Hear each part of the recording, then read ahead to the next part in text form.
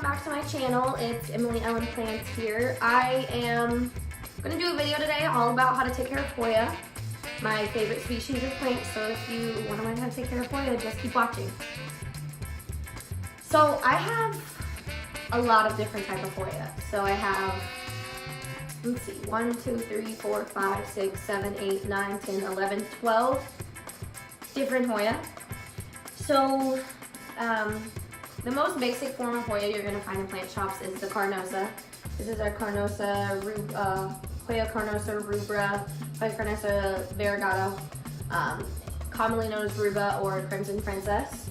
And then I have the crimson queen, and then I have the regular just carnosa, just the green kind. And then I have the Hindu rope Hoya, Hoya carnosa compacta. This is just the regular green kind. Next I have Hoya carnosa crinkle 8 or Hoya Chelsea. It has the little 8 divots in it, each leaf. Then I have Hoya pubicalyx, Hoya abuvata, Hoya carrii. I have 2 different Hoya carrii. Let me hold it up so you can see what it looks like. It's the heart-shaped leaf if you can't see. Love this. I really want a variegated form, of course. I have Hoya waiatii. Let's see. This one hangs in my bathroom. It's doing very great. And then I have Hoya kintiana, which everybody gets very confused about Hoya kintiana versus waiatii. The difference is the outlining and the blooms is the major difference. That's how you know the different species. But this is Hoya kintiana variegata. And then I have Hoya bibliobata. Love this Hoya. Just recently got it a few weeks ago. And then we have Hoya abuvata. You can see, you probably can't see, Hoya abuvata. And then, is that all the Hoya? Yes, that's all my Hoya. So starting off, light. So Hoyas need bright, indirect light so they can grow and mostly bloom. If you know anything about Hoya, you love them because you're hoping that one day they will bloom. Me too. I would probably cry if one of my Hoya bloomed.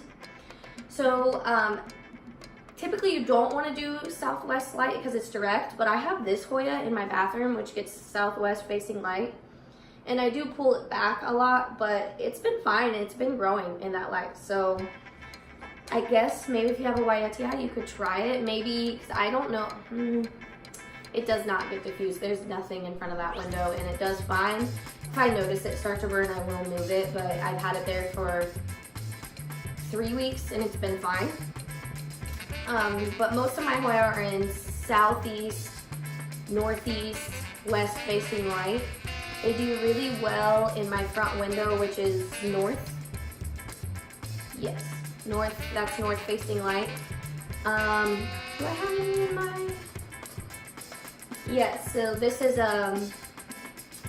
west facing light, and I have a couple in these 2 windows, but like I said, they do best in northern light for me. I think it just depends. I think the really important thing to remember about plants is you can't, just because in my house my Hoya do well in my northern window does not mean they will do well in your northern window. It just depends on every Hoya and just, you know, the different types of light you get.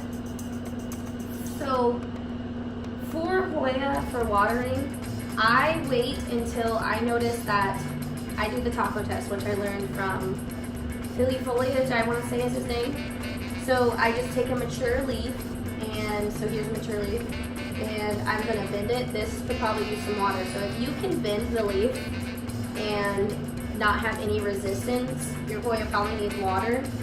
I usually like to wait till I can bend the leaf and the leaves start wrinkling, because if you overwater a Hoya, it will get rot and it will die. And that's just that. So like I said, I just taco all the leaves. The only one that I can't really do that with is my carnosa, my compacta, my Hindu rope, just because of the shape of the leaves, and I noticed that they break really easily if you squeeze them. So I wait till this gets wrinkly and then I water it. I think the important thing to know about plants and everything, you can always add, but you cannot take away. So once you overwater it, I mean, you can cut off the roots and let it grow near roots. That's really your only option if it survives. But otherwise, it's better to just wait and water it. Because I found that letting them get pretty, they do not get affected and they do fine. Yeah, I think that's all I do for every single one of my Hoya. I just, you know, feel the leaves, wait till they get wrinkly, and then I water. I usually leave, I just use regular tap water. I'm not sure, I've never heard that Hoya do bad with that. I always have my watering can filled up just so it can evaporate any impurities, but I will use fresh water straight from the tap a lot of times. It'd be awesome if I could get rainwater, but you know, can't always happen like that. I fertilize all of them. I wait till obviously about a month or two after I receive them. They climatize to my apartment, and I will fertilize every time I water, which with my Hoya usually is like once a month, if that. Like I've had this since February. I've watered it twice, and I just use just a regular indoor fertilizer. I just follow the directions on the back, and they all do fine. This one's given me a lot of new growth because for a while, obviously, I wasn't fertilizing my plants, and then once I did, all of them were like, woohoo! So that's awesome. And then for what you want to do for pots, Hoya, if you want them to bloom, they will need to be root bound. If you get them and they're still in the nursery pot, like I have 3 still in the nursery pots, and they're doing fine, and they're growing and stuff, you don't need to repot it unless, you know, if you like the look, do it. I would recommend putting them in terracotta because it's porous. This one's in a ceramic pot, but it's in a nursery pot, one of my carrii. It's still in the nursery pot, and this has no drainage. You need to have drainage for Hoyas because, like I said, they do not like to sit in water. They like to be, it's just like, would you want to sit in a bathtub of water all day? No. So you want drainage, and you want a really good mixture, a well-draining mixture, so that it will drain and it will not get overwatered. For my mixture, I will use just regular, whatever kind of potting mix I have. I want to make sure it's not super thick and heavy. And I will add, hi Sploosh, thank you Sploosh. I will add a lot of perlite and worm castings, and then I will use, if I have orchid bark, I'll throw some orchid bark in there. Sploosh, can you go somewhere? He's gonna sit there, I don't mind.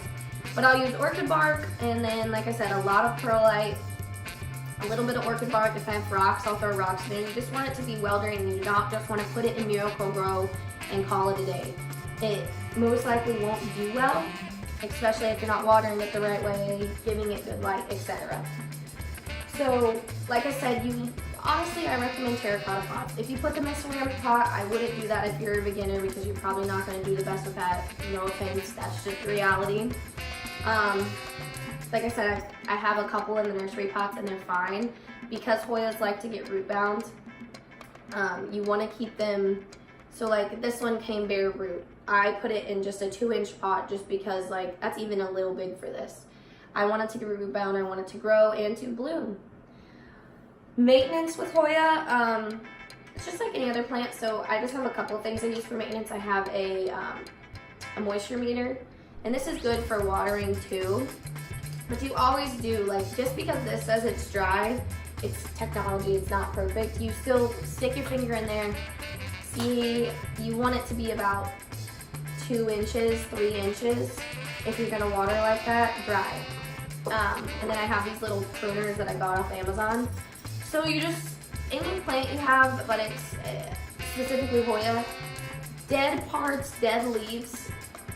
I know you want your plant to have a bunch of stuff, but cut them off. You do not want your plant giving energy to a leaf that's half dead. That's pointless. It's gonna give all its energy into keeping that leaf alive when it could be putting its energy into growing roots or peduncles.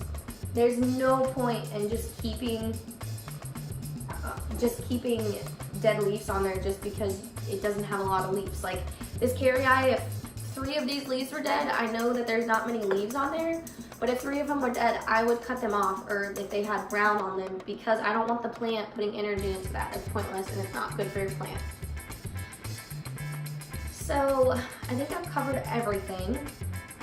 I'll probably insert a close-up of all my Hoya at the end. Any other questions you have, just comment below. Obviously, this is just what works for me. Everybody's house is different. Everybody's lighting is different. Everybody's pots are different. Everybody's Hoya is different. So any other tips that you found, put them in the comments below. I support that 100%. I love new comments. And, you know, let me know what else you want to see, and I'll see you next time. Thanks for watching. Subscribe if you want to.